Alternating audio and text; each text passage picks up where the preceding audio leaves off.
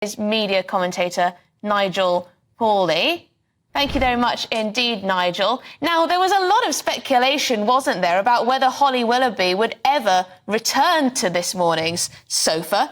She's going to. What do you expect her to say in this statement?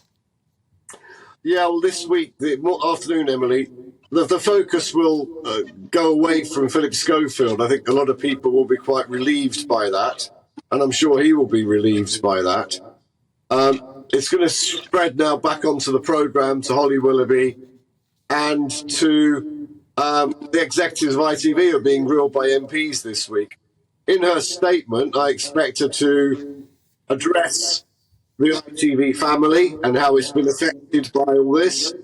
I expect her to deny that there's anything toxic about the programme. And I expect her to reach out to Phillip Schofield and say that she feels let down, but that she feels she doesn't like to see him in his current state.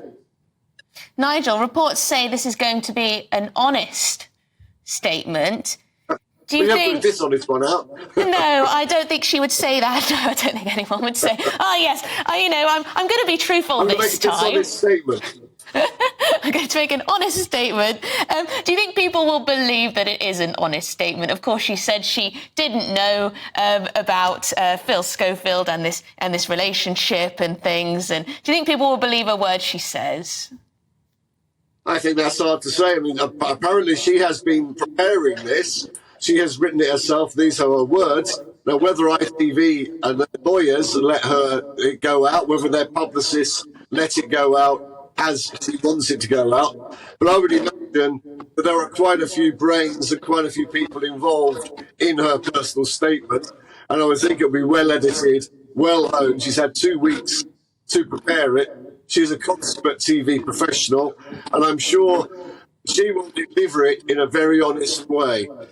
And what do you make, Nigel, lastly, of Phil Schofield himself?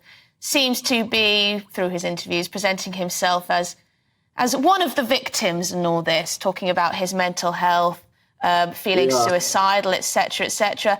The cynic in me would think this is a tactic to attempt to move the media off him, so that to act, essentially accusing the media in one way or another of being immoral and too attacking. Do you think that's fair?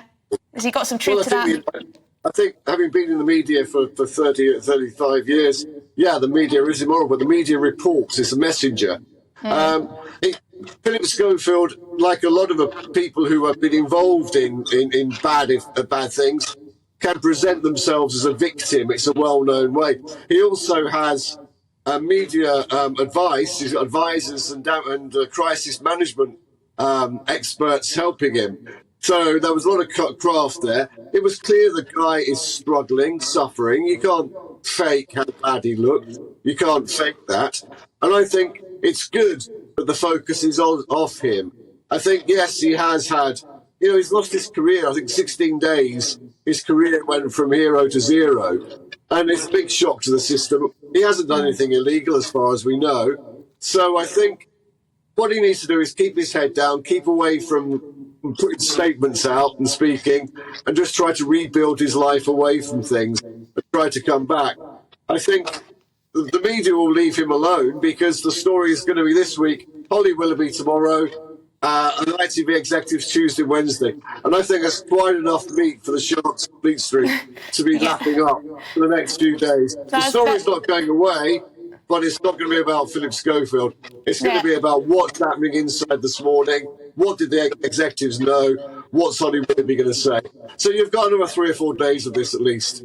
Yes, and every man and their dog will have a hot take on whatever Holly's statement is, and whether it's honest and transparent as she says it will be. Thank you very much indeed, Nigel Paulie, there, media commentator, bringing us his hot take.